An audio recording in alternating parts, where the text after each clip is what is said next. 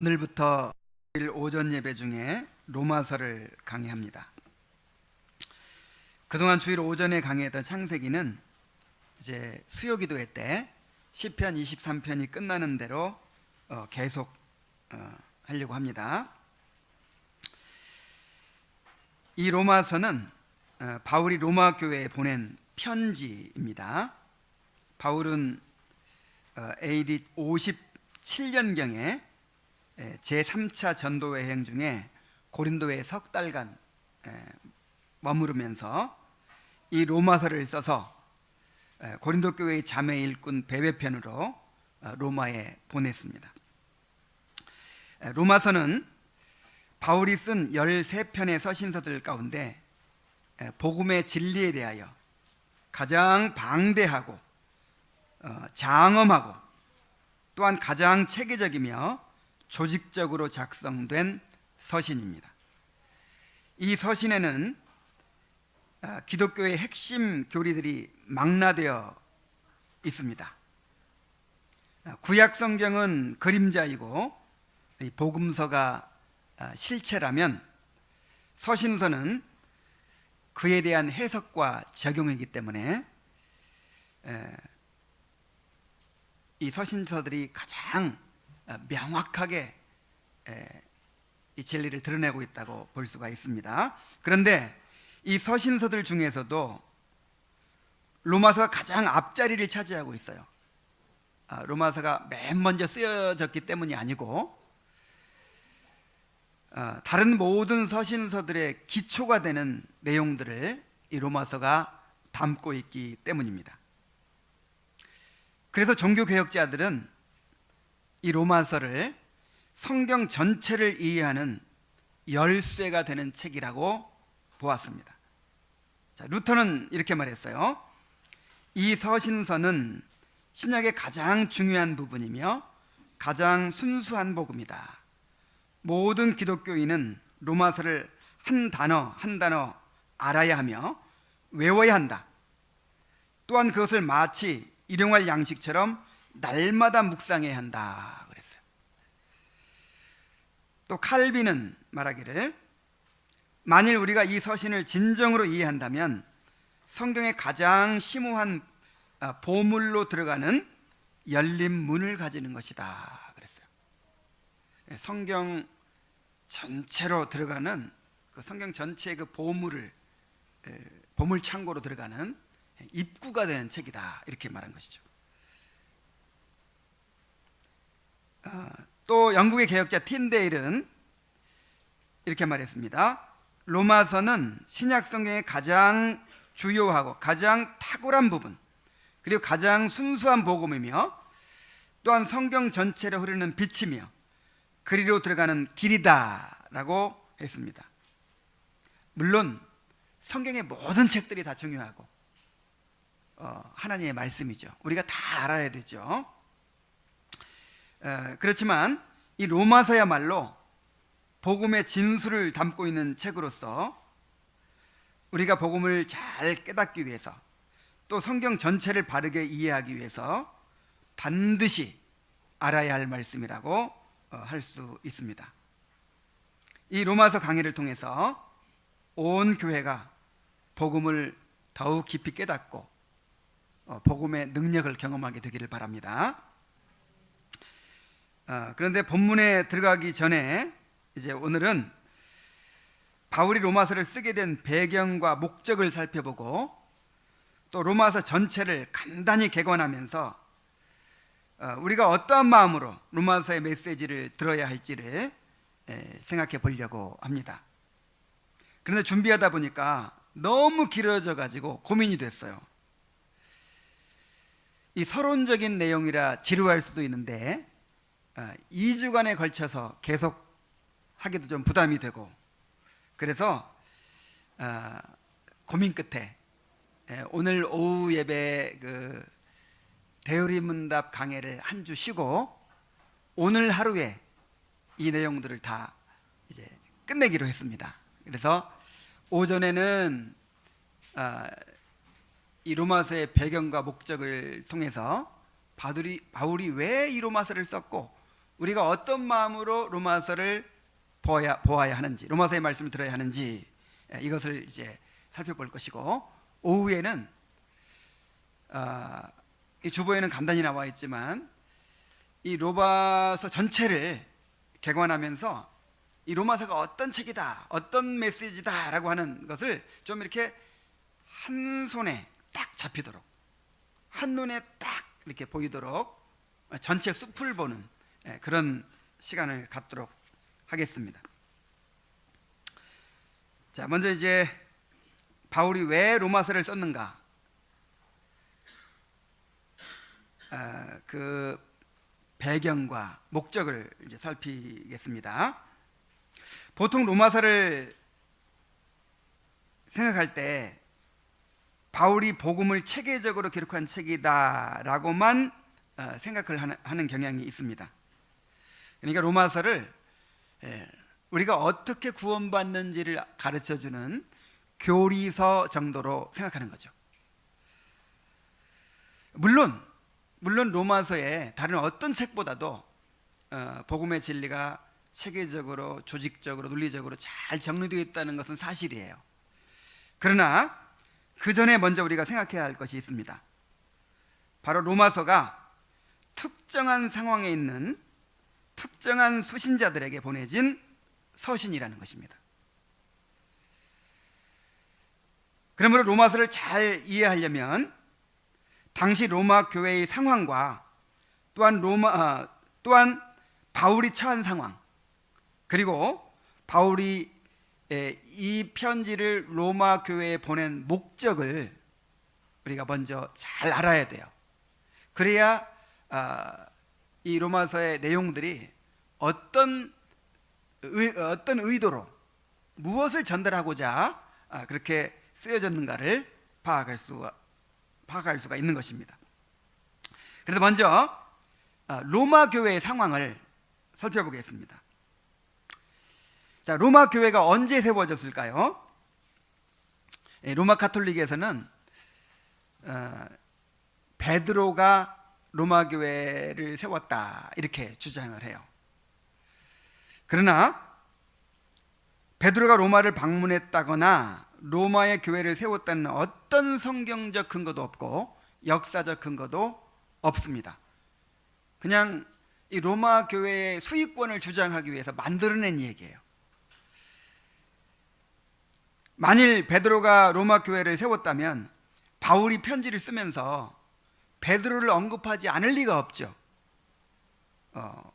이 로마 이 서를 쓰면서 첫 인사에서도 그렇고 나중에 이제 16장에 마지막으로 문안 인사를 하는데 26명의 이름이 등장합니다.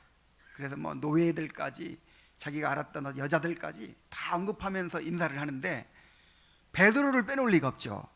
그래서 이것은 정말 얼토당토하는 주장이에요. 로마 교회가 언제 세워졌느냐면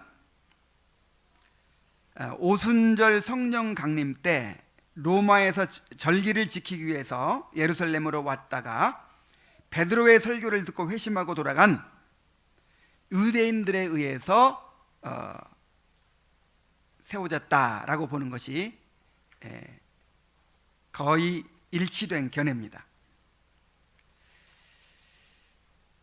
사도행전 2장 9절부터 11절까지를 한번 찾아보겠습니다.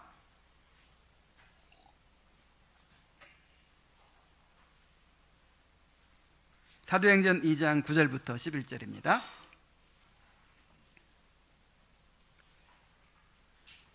우리는 바데인과 메데인과 엘라민과 또 메소포타미아와 유대와 갑바도기아와 본도와 아시아, 부르기아와 밤빌리아, 애국과 및 구레네에 가까운 리비아 여러 지방에 사는 사람들과 또 로마로부터 온 나그네 곧 유대인과 유대교에 들어온 사람들이라.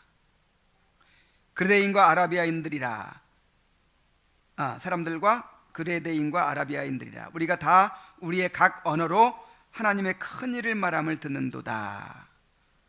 자, 지금 베드로가 설교를 하는데 베드로가 이제 성령 강림으로 이제 능력이 충만해져 가지고 막 이제 복음을 전하는 거예요. 그런데 그날이 오순절이잖아요. 세계 각국에서 수많은 사람들이, 수많은 유대인들이 절기를 지키기 위해서 왔어요. 근데 유대인뿐 아니라 이제 유대 그 회당에는 항상 누가 있냐면 유대교로 개종한 이방인들이 있어요. 그래서 유대인들과 유대교로 개종한 이방인들이 세계 각국에서 몰려온 거예요. 근데 그 가운데 누구도 있었어요? 로마에서 온 사람들이 있었어요.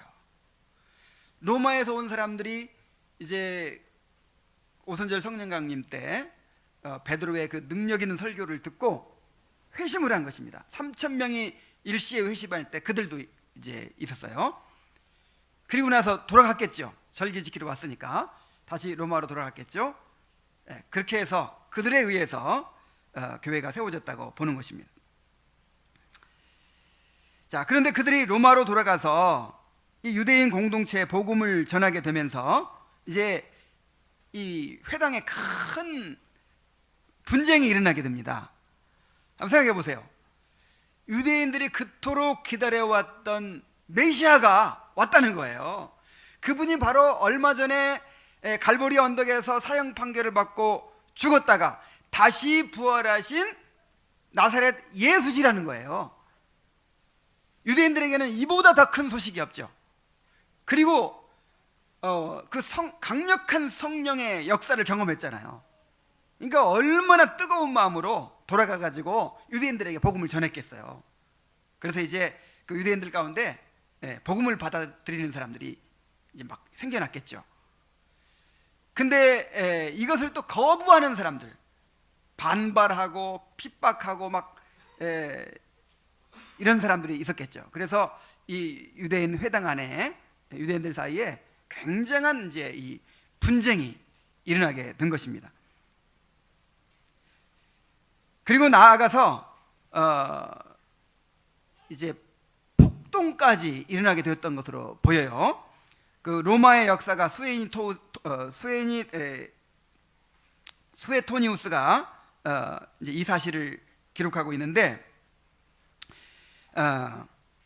나중에 유대인들 간에 막 분쟁이 일어나고 그다음에 막 폭동까지 일어나고 막 이렇게 하니까 당시 로마 황제 글라우디오가 이제 이 황제는 항상 이 소란이 일어나는 것, 이 백성들이 이 소요가 일어나는 것에 대해서 민감하거든요. 그래서 이게 안 되겠다 싶어가지고 49년 AD 49년에 유대인 추방령을 내립니다. 그래서 로마에 있는 모든 유대인들이 다 추방이 돼가지고 전 세계로 다 흩어져요. 우리 사도행전 18장 1절로 2절을 한번 봅시다. 이것은 이 수에토니우스의 기록뿐만 아니라 성경에도 그 근거가 있어요. 자, 18장 1절부터 2절에 보면은 아굴라라 하는 본도에서 난 유대인 한 사람을 만나니 글라우디오가 모든 유대인을 명하여 로마에서 떠나라 한 고로 그가 그 안에 브리스길라와 함께 이달리아로부터 온지라. 바울이 그들에게 가매. 자, 지금 이 고린도에서 바울이 복음을 전하러 갔다가 누구를 만나요? 아굴라와 브리스길라를 만나요. 이 사람이 지금 어디서 왔다고요? 그 글라우디오 황제의 유대인 추방령에 의해서 로마에서 사업을 하며 살았었는데 갑자기 추방이 돼가지고 지금 고린도까지 온 거예요. 그래서 바울을 만나서 이제 그때부터 바울의 동역자가 됩니다. 자, 한편 이 로마 교회는 어떻게 됐을까요? 모든 유대인들이 다 떠나고 나서 이 로마 교회는 어떻게 됐을까요? 유대인 회당에는 유대인만 있는 것이 아니고 유대교로 개종한 이방인들이 있었다고 했죠. 근데 이제 바울이 유대인 회당마다 다니면서 복음을 전할 때에도 복음을 전하면 누가 더 많이 받아들여요? 유대인이 많이 받아들여요? 아니면 유대교로 개종한 이방인들이 많이 받아들여요? 이방인들이 많이 받아들이죠. 유대인들은 옛날 그 유대 전통에 꽉 이렇게 매여 있어 가지고는 이 예수가 그리스도라는 사실을 전하면 이 거부감이 일어나서 받아들이지를 못해요. 그런데 이방인들은 그런 편견에서 조금 자유롭기 때문에 훨씬 더 쉽게 받아들입니다.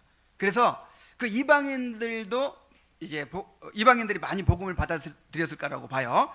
그래서 이제 로마 교회는 유대인들은 다 떠나버리고 누구만 남았어요? 이방인 교인들만 남았어요. 그러니까 처음 세워질 때는 유대인들이 이제 주로 차지하는 교회였겠죠. 유대인들이 주로 차지하고 이방인들이 섞여 있는 그런 교회였다면, 이제 유대인들이 다 추방되고 난 후에는 이제 이방인들이 100%예요. 자, 이방인 교회가 된 거예요. 로마 교회가. 자, 그런데 그로부터 7년 후에, 49년에서 7년 후면 언제입니까? 56년도. 56년이면요 바울 사도가 이 로마서를 쓰기 한 1년 전이에요. 거의 뭐 같은 해이거나 아니면 1년 전쯤 해서 이제 클라우디오 황제가 죽고 다시 유대인들이 로마로 돌아갈 수 있게 되었습니다. 그래서 고린도에 있던 브리스길라와 아굴라도 로마로 다시 돌아가요. 로마서 16장 3절로 4절을 한번 봅시다. 로마서 16장 3절로 4절.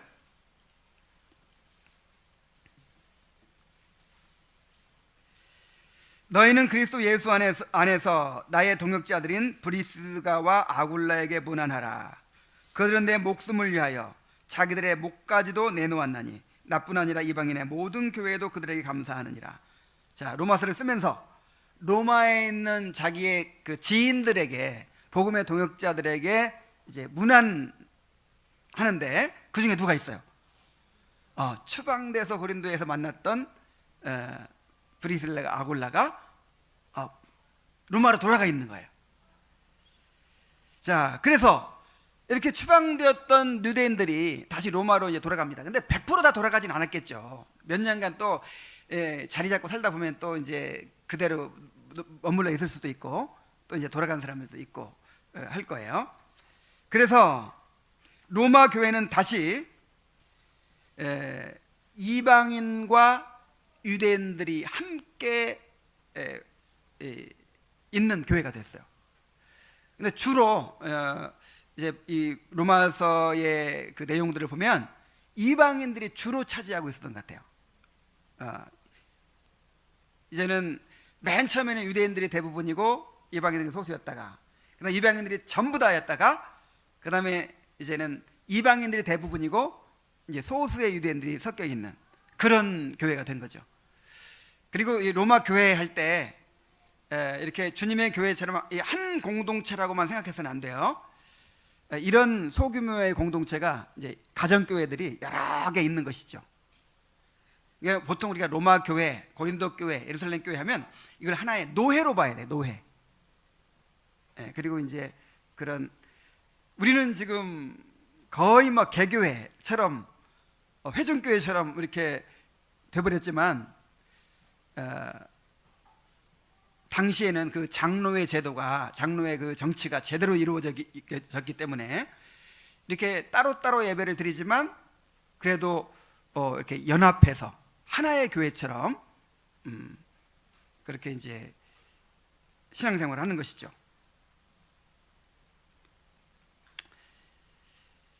자, 이렇게 배경이 다른 사람들이 함께 교회를 이루게 되면서 교회 안에 갈등이 또 일어나게 됩니다.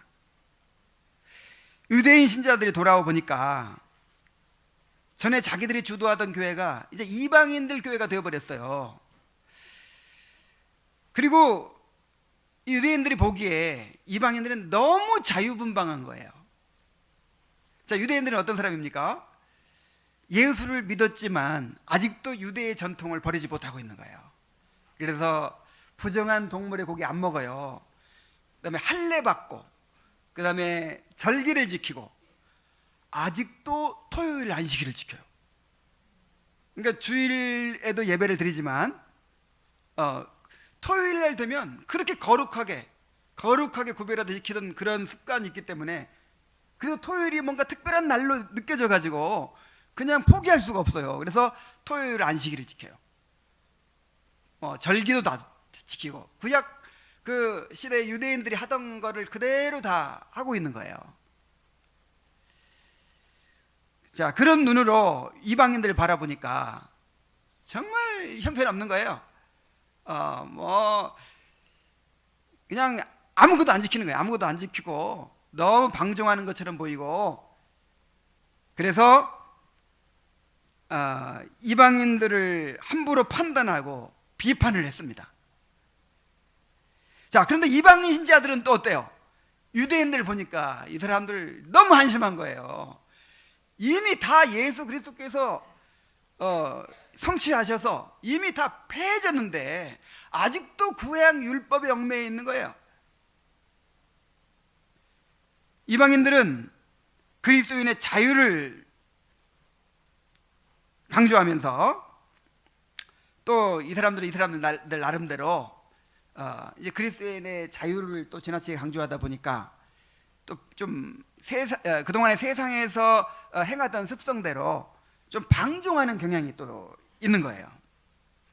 그러면서 그리스도 안에 있는 자유를 지나치게 주장하면서 그 아직도 율법에 매여 있는 그 유대인 신자들을 판단합니다. 그리고 비판합니다. 멸시합니다. 자, 유대인들은 전통을 지키면서 자기들의 그 민족적인 특권을 자랑하고, 그러니까 원래 우리에게 주신 원래 우리 조상들로부터 우리가 언약의 자손이다 이거예요. 그리고 이방인들은 이제 겨우 끼어들어 가지고 혜택을 좀 받는 주제에 이렇게 제대로 안 따르고 있다 하면서 이제 멸시하고 비판하고 정죄하고 막 이렇게 하는 거죠. 이방인들이 보기에는 유대인들은 민족적으로 복음을 거절했잖아요. 이제 다 끝난 거예요. 유대인들에 대한 특권은. 그런 걸 붙들고 아직도 전통 지키고 이런 사람들이 너무 한심해 보이고, 그러니까 이제 그들을 또 비판하고 멸시하고 이러고 있어요. 바울은 친분이 있는 사람들로부터 이 로마 교회의 소식을 계속 듣고 있었습니다. 그러면서 이 문제들을 매우 심각하게 바라봤어요. 그래서 로마 교회가 당면한 문제들을 해결하기 위해서 이제 로마 교회를 방문하고자 하고, 그러면서 이 편지를 쓰게 된 것입니다. 바울은 로마 교회를 방문하여 성도를 견고케 하고자 했습니다. 우리 로마서 1장 10절로 12절을 한번 봅시다.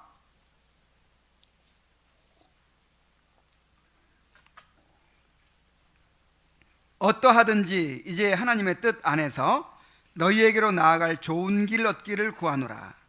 내가 너희 보기를 심히 원하는 것은 무슨 신령한 은사를 너희에게 나누어 주어 너희를 견고케 하려 함이니, 이는 곧 내가 너희 가운데서 너희와 나와 믿음을 인하여 피차 아니함을 얻으려 함이라 그랬어요. 자, 바울은 로마 교회를 방문하기를, 로마 성도들을 만나기를 심히 원했다 그랬죠.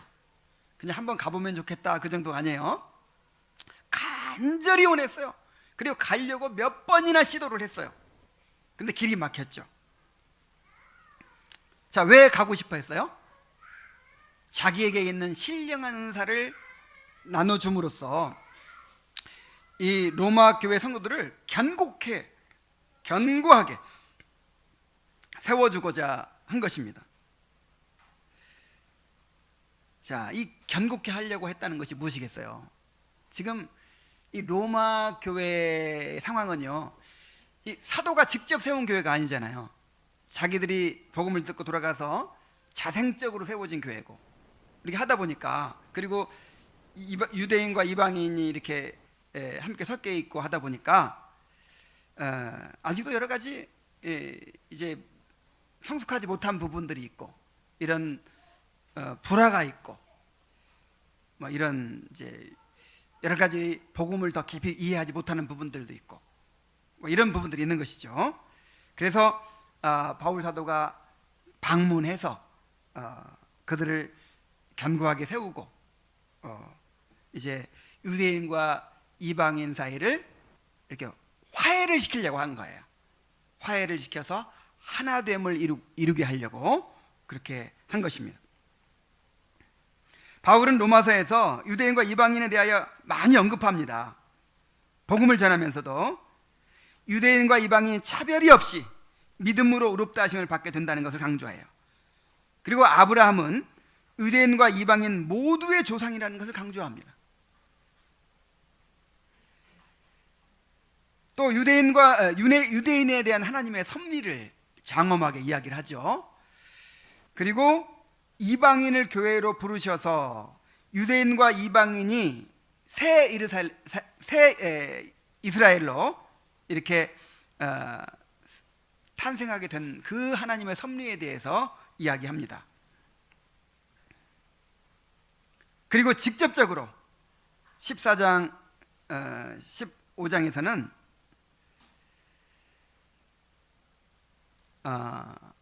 믿음이 강한 자가 연약한 자를 비판하지 말아라, 서로 용납해라, 그리스도 안에 서로 하나됨을 이루라, 이렇게 직접적으로 굉장히 많은 부분을 할애해서 권면을 하죠. 자, 그러므로 우리가 한 가지 깨달을 수 있는 것은, 한 가지 발견할 수 있는 것은, 이 수신자인 로마 교회의 상황을 통해서 이 로마서를 기록한 목적을 분명히 알 수 있어요. 왜 썼습니까? 성도들의 신앙을 견고케 하여 서로 용납하고 하나됨을 이루도록 하기 위한 것이었습니다. 자, 로마서를 왜 썼다고요?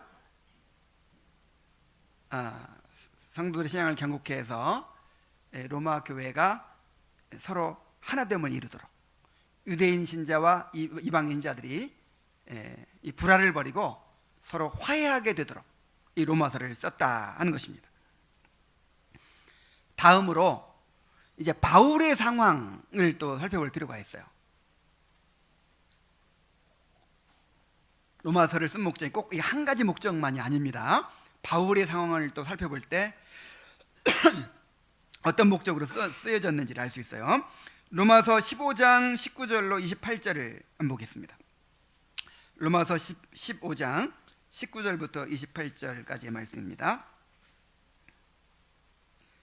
표적과 기사의 능력으로, 성령의 능력으로 이루어졌으며, 그리하여 내가 예루살렘으로부터 두루 행하여 일루리공까지 그리스도의 복음을 편만하게 전하였느니라.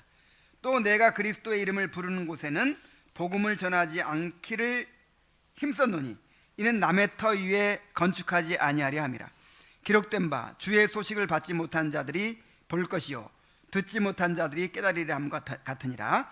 그러므로 또한 내가 너희에게 가려 하던 것이 여러 번 막혔더니 이제는 이 지방에 일할 곳이 없고, 또 여러 해 전부터 언제든지 서바나로 갈 때에 너희에게 가기를 바라고 있었으니 이는 지나가는 길에 너희를 보고 먼저 너희와 사귐으로 얼마간 기쁨을 가진 후에 너희가 그리로 보내주기를 바람이라.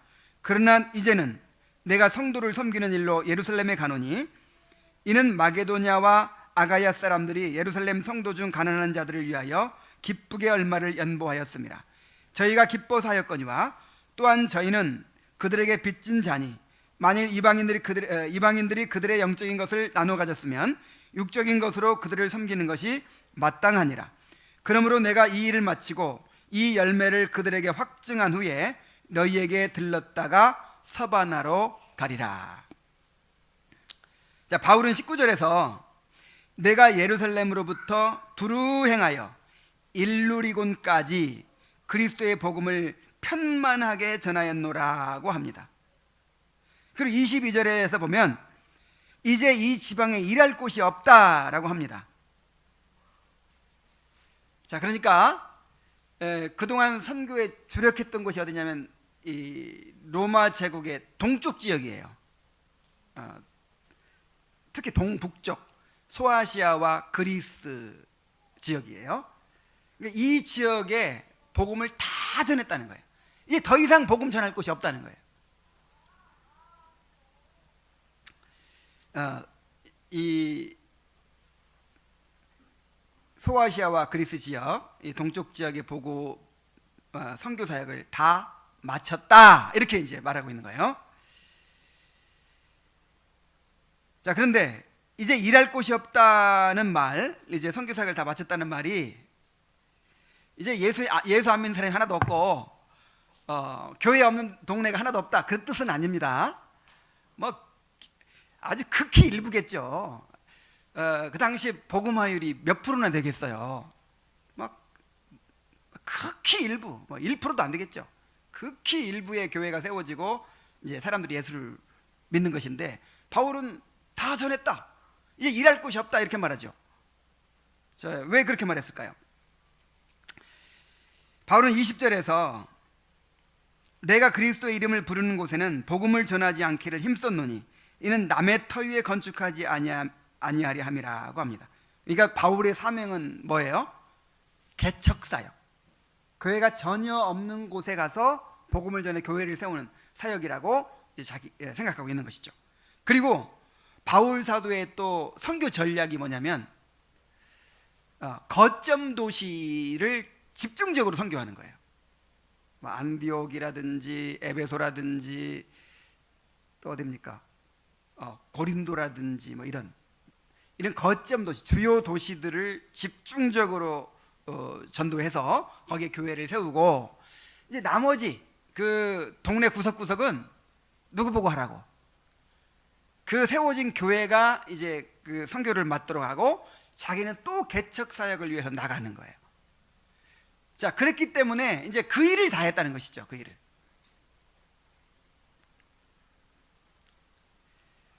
이렇게 로마 제국의 동쪽 지역의 선교를 마친 바울은 이제 서쪽 지역으로 눈을 돌려서 스페인까지 복음을 전하러 가고자 했습니다. 여기 서바나라는 말이 스페인이라는 말이죠. 자, 그래서 스페인까지 가는 데 있어서 그 중간 지점에 있는 로마 교회를 방문해서 서로 친교를 나누고 로마 교회의 파송을 받아서 선교를 가고자 했습니다. 처음에 선교의 전진기지가 되었던 교회가 어느 교회죠? 안디옥이죠. 안디옥. 바울이 처음에 1차 선교 여행을 떠난 곳이 안디옥이잖아요. 그래 다시 떠났다가 다시 돌아온 것도 안디옥이고, 그랬듯이 이제 이 로마를 이제 그 로마 제국의 서쪽 지역 선교의 전진 기지로 삼으려고 했던 것입니다. 자, 바울이 지금 고린도에 있어요. 그래서 고린도에서 예루살렘에 갔다가 로마를 쳐서 스페인으로 가겠다, 이렇게 말하고 있어요. 근데 여러분, 이렇게 말하니까 뭐 동네 한 바퀴 도는 것처럼 생각이 되죠. 고린도에서 예루살렘까지가 1300km예요. 그 다음에 예루살렘에서 로마까지는 2400km입니다. 아마 예루살렘에서 스페인까지는 거의 4000km가 될 거예요. 4000km. 당시 지금 우리가 비행기 타고 가려고 해도 먼 거리예요, 사실. 뭐 승용차로 갈 엄두를 낼 수가 없는 그런 길이란 말이에요. 근데 바울은 지금 늙었습니다. 그리고 병들었어요. 늙고 병든 바울이 이제 그 4000km가 넘는 이제 그 거리를 여행해서 복음을 전하려고 해요. 그러니까 얼마나 이 도움이 필요했겠어요. 그래서 이 중간 지점 되는 이 로마 교회를 전진 기지로 삼아서 거기서 후원도 받고 도움을 받아서 파송을 받아서 선교를 가려고 한 것이죠. 그러나 꼭 물질적인 도움이 필요해서만이 아니었습니다. 바울은 무엇보다 교회의 하나됨을 바라보고 있습니다. 열심히 선교를 해서 교회들이 세워졌어요. 그런데 이방인 교회와 유대인 교회가 예루살렘 교회가 서로 나뉘어지고, 바울이 세운 교회와 바울이 세우지 않은 교회가 서로 나뉘어지고, 자, 이렇게 되면 어떻게 되겠습니까? 그래서 바울은 이방인 교회들에서 헌금을 모아서 예루살렘에 가지고 가려고 하는 것이고, 로마 교회의 지원을 받아서 스페인 선교를 가려고 하는 것입니다. 그는 오래전부터 로마로 갈 계획을 세웠지만 여러 가지 일들로 가지 못했습니다. 1장 13절부터 보면요, 형제들아, 내가 여러 번 너희에게 가고자 한 것을 너희가 모르기를 원하지 아니하노니 이는 너희 중에서도 다른 이방인 중에서와 같이 열매를 맺게 하려 함이로되 지금까지 길이 막혔도다. 어떻게든지 로마를 가야겠다. 로마 교회를 위해서도 가야 되겠고, 또 스페인 선교를 위해서도 로마를 가야겠다, 이렇게 마음을 먹고 간절히 원했는데 계속 길이 막히는 거예요. 그중 한 가지가 뭐냐면 고린도 교회의 문제를 해결하는 일이었습니다. 그래서 에베소에서 3년간이나 머물게 되죠. 그리고 이제 고린도 교회 문제가 다 해결되었지만 한 가지 중요한 일이 남아 있어요. 그게 뭐냐면 기근으로 어려움을 당하고 있는 예루살렘 교회를 위하여 이방인 교회에서 헌금을 모아서 전달하는 일이었습니다. 바울은 유대인들의 입장에서 볼 때 종교적으로는 배도자이고 민족적으로는 반역자예요. 그러니까 바울 하면 일을 가는 거예요. 그래서 바울이 예루살렘으로 올라가면 잡혀 죽기가 쉽습니다. 실제로 바울이 올라가면서 자기가 죽을 거를 예상하고 가잖아요. 그 정도로 위험한 곳이죠. 그리고 이 예루살렘 사람들은요, 성도들은 바울을 인정을 안 해요. 바울은 예수 믿는 사람을 핍박하다가 어디서 근거도 없이 뭐 믿어줄 만한 어떤 것이 없이 스스로 사도라고 오늘 갑자기 나타난 사람이에요. 생각해 보세요. 사도가 어떤 사람이죠? 예수님과 직접 다닌 사람이어야 돼요. 예수님께 직접 배우고 예수님의 부활을 직접 목격한 사람만이 사도가 될 수 있어요. 예수님께 직접 임명을 받아야 돼요. 그런데 바울은 예수님을 본 적 있나요? 본 적이 없어요. 혼자서 그냥 환상 가운데만 해서 내가 너를 이방인의 사도로 임명하노라, 이렇게 들은 거예요. 그러니까 어느 날 갑자기 나는 사도입니다, 예수님께 임명받았습니다, 누가 믿어주겠어요? 그래서 이제 물론 이제 뭐 이게 사도들이라든지 다른 사도들이라든지 또 인정하는 사람들이 있었겠지만 그 유대 그리스도인들은요, 굉장히 이렇게 자존심도 강하고 우리가 원래 언약을 소유했던 사람들이다, 우리가 원래 하나님의 택한 백성이다, 이런 자부심이 있잖아요. 근데 바울은 이방 선교를 다니면서 그 유대의 전통을 다 무시하는 거예요. 그 할례 받을 필요 없어, 그 절기 지킬 필요 없어, 돼지고기 막 먹어도 돼, 막 이렇게 가르치니까 유대인들 입장에서는 아주 바울이 마땅치 않은 거예요. 그래서 바울에게 그 거짓 사도라는 꼬리표가 늘 따라다니고 바울을 인정하지 않는 것입니다. 그래서 바울이 이 예루살렘 교회 가는 것이 위험하기도 하고 별로 유대인들도 달갑지 않게, 유대인 신자들도 달갑지 않게 여기는 일인데 왜 굳이 예루살렘에 올라가려고 할까요? 목숨을 걸고 가려고 하는 거예요.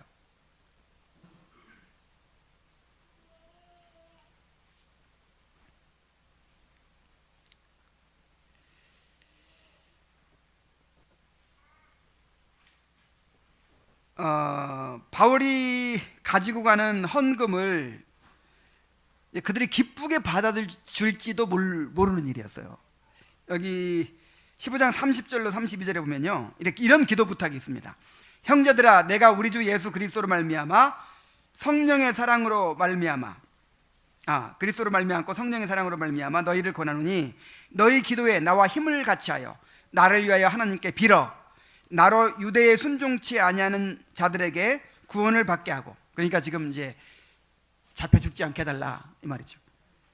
예루살렘에 대한 나의 섬기는 일을 성도들이 받음직하게 하고 나로 하나님의 뜻을 쫓아 기쁨으로 너희에게 나아가 너희와 함께 편히 쉬게 하라. 그러니까 바울도 굉장한 긴장을 가지고 하는 거죠. 뭐 생명의 위협도 있고, 그 다음에 성도들이 이거 필요 없어 그럴 수도 있어요. 그런데 이것을 성도들이 기쁘게 받아, 이방인 형제들이 우리에게 보냈구나 하면서 기쁘게 받을 수 있도록 해달라. 그래 간절히 기도 부탁을 하잖아요. 그런데 왜 굳이 예루살렘에 가려고 하는 것입니까? 예루살렘 교회가 어려움을 당하고 있을 때 이방인 신자들의 헌금을 모아서 자신이 직접 전달함으로써 예루살렘 교회와 이방인 교회의 가교 역할을 하고자 했던 것입니다. 이제 이 일만 마치면 로마로 건너갈 계획을 세웠고, 이를 위해서 먼저 로마서를 써서 보낸 것입니다. 이렇게 바울은 이 개교회의 하나됨에 대해서도 관심을 가졌고, 또 모든 교회들의 하나됨에 대해서도 깊은 관심을 가지고 있습니다. 이러한 배경에서 바울이 복음을 증거하고자 한 것입니다. 그러니까 내가 신학책을 하나 써야겠다, 내가 교리서를 하나 써야겠다, 그래서 쓴 게 아니고 그 로마 교회의 상황을 해결하기 위해서, 그리고 자기가 목적하고 있는 그 선교의 목적, 그것을 이루기 위해서, 그래서 이제 그들과 교제를 하고 또 그들의 파송을 받고 하는 이런 모든 목적을 위해서 이 복음을 증거한 것입니다. 과연 바울이 어떻게 그러한 목적들을 이룰 수 있겠어요? 어떻게 하면 성도들을 경고케 하여 유대인 신자와 이방인 신자들이 서로 화해하게 할 수 있겠습니까? 어떻게 하면 로마 교회로 하여금 바울의 선교 사역에 협력하도록 할 수 있겠습니까? 이를 위해서 로마 교회에 복음을 전한 것입니다. 로마서 1장 13절로 15절을 또 읽습니다. 형제들아, 내가 여러 번 너희에게 가고자 한 것을 너희가 모르기를 원하지 아니하노니 이는 너희 중에서도 다른 이방인 중에서와 같이 열매를 맺게 하려 함이로되 지금까지 길이 막혔도다. 헬라인이나 야만인이나 지혜 있는 자나 어리석은 자에게 다 내가 빚진 자라. 그러므로 나는 할 수 있는 대로 로마에 있는 너희에게도 복음 전하기를 원하노라. 그래서 로마에 가서 뭐 하기를 원했다고요? 아까 신령한 은사를 나눠주고 싶다 그랬는데 그 신령한 은사가 뭐였어요? 사실은 복음이었어요. 복음. 바울 사도가 깨닫고 그동안 전해왔던 복음, 그 복음을 그들에게 전하고 싶어서 그렇게 가고 싶어 했던 거예요. 로마 교회가 바울이 세운 교회가 아니죠. 자기 세운 교회도 지금 날마다 염려하고 그냥 잠을 못 자고 막 그러고 있는데 로마 교회까지 그렇게 염려하고 있는 거예요. 로마 교회에 대한 빚진 자의 심정을 가지고 있는 거예요. 어떻게든지 그들에게 복음을 전하여 그들을 경고케 하고 또 하나됨을 이루게 하고 믿음의 열매를 맺게 하고자 했습니다. 바울은 성도들이 복음을 더 깊이 깨닫고 누림으로써 경고케 될 수 있다고 믿었습니다. 복음을 깊이 깨닫고 누림으로써 그들이 서로 화해하게 될 수 있다고 믿었습니다. 또한 복음을 깨닫고 누림으로써 바울과의 교제가 이루어지고 복음 안에서 교제가 이루어지고 선교 사역에 협력하게 될 수 있다고 믿었습니다. 바울은요, 유대인이든 이방인이든 다 의심하는 사람이었어요. 어디서나. 바울에 대한 소문이 너무 안 좋잖아요. 유대인은 유대인들대로 이제 유대의 전통을 무시하는 사람이다. 또는 어, 자기 혼자서 사도라고 칭하는 사람이다. 뭐 이런 오해를 받았고요. 이방인들이 볼 때는 또 유대인이잖아요. 그리고 돈을 바라고 그렇게 복음을 전하러 다닌다. 뭐 이런 오해 같은 것이 있기 때문에 로마 교회도 이런 소문들을 다 들었을 거예요. 근데 무엇을 통해서 바울이 그들에게 인정을 받고 신뢰를 받고 또 그들과 교제가 이루어지고, 한 번도 본 적도 없는데 교제가 이루어지고, 또 바울의 선교를 후원하고 파송까지 할 수 있겠습니까? 무엇을 통해서? 그러면 교제가 이루어지려면 뭐가 있어야 돼요? 복음이 있어야 돼요. 복음 안에서만 진정한 교제가 이루어지는 것입니다. 그래서 바울은 자기를 소개하고 내가 어떤 복음을 어떻게 전하고 있는가, 이것을 그들에게 밝히고 그들과 교제가 이루도록 하기 위해서, 그런 목적으로도 이 편지를 쓴 거예요.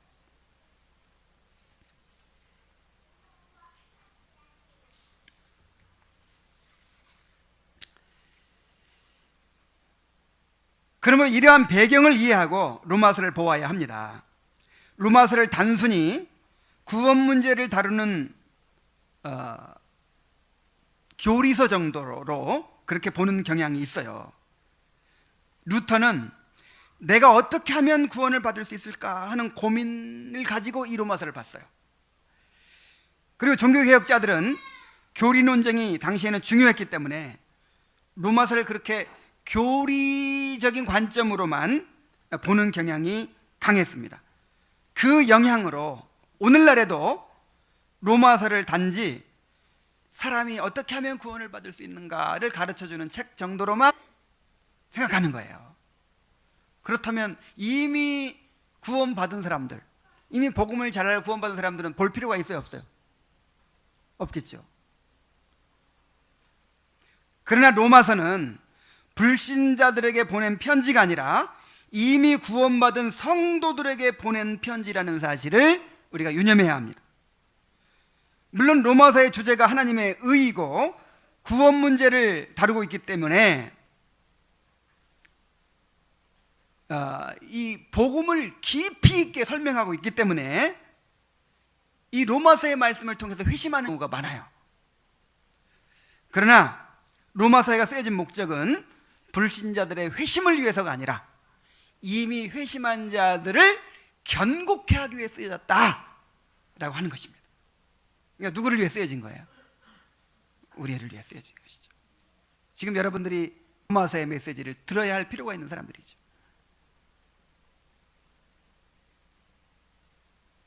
바울이 로마서를 쓴 목적을 이제 결론적으로 요약합니다.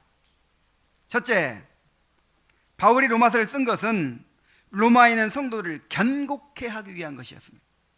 둘째, 교회 안의 유대인 신자와 이방인 신자들 간의 화해를 이루기 위한 것이었습니다.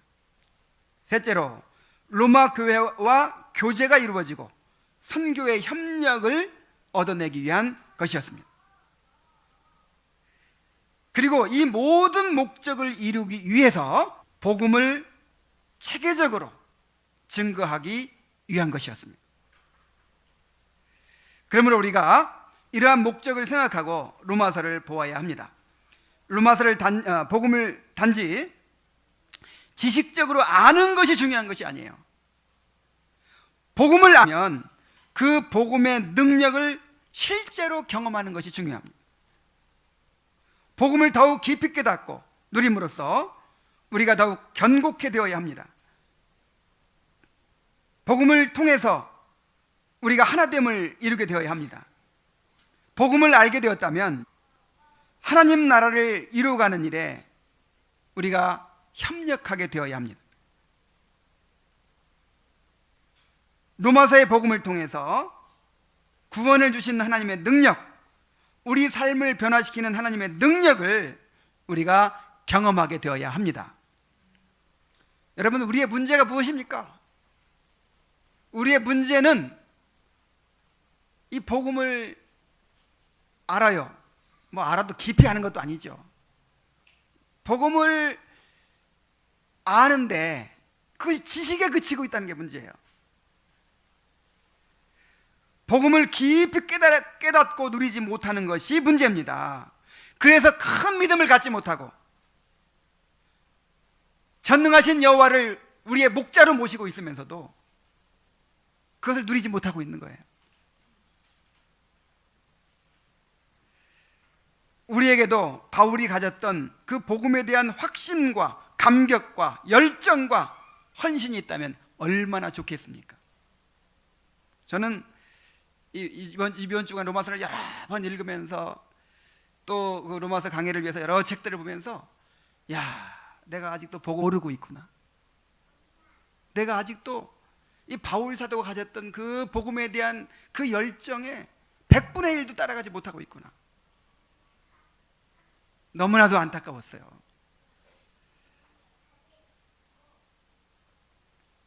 로마서의 복음을 통해서 그 복음을 더욱 깊이 깨닫고 그 복음의 능력을 경험하게 되시길 바랍니다. 이러한 간절한 소원을 가지고 이 로마서의 말씀을 듣게 되기를 바랍니다. 기도하겠습니다.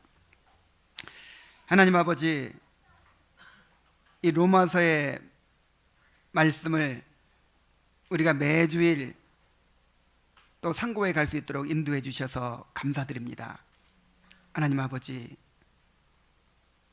로마서를 통해 주시는 하나님의 그 놀라운 복음의 말씀을 우리가 잘 듣고 깨닫게 하여 주시옵소서. 그 복음을 우리가 실제로 맛보고 누리게 하여 주시고 그 능력을 경험하게 하여 주시옵소서. 그래서 우리가 견고케 되고 또 온전히 하나됨을 이루며 또한 하나님 나라를 위하여 우리의 삶을 드는 그런 열매를 맺게 하여 주시옵소서. 예수님의 이름으로 기도하옵나이다. 아멘.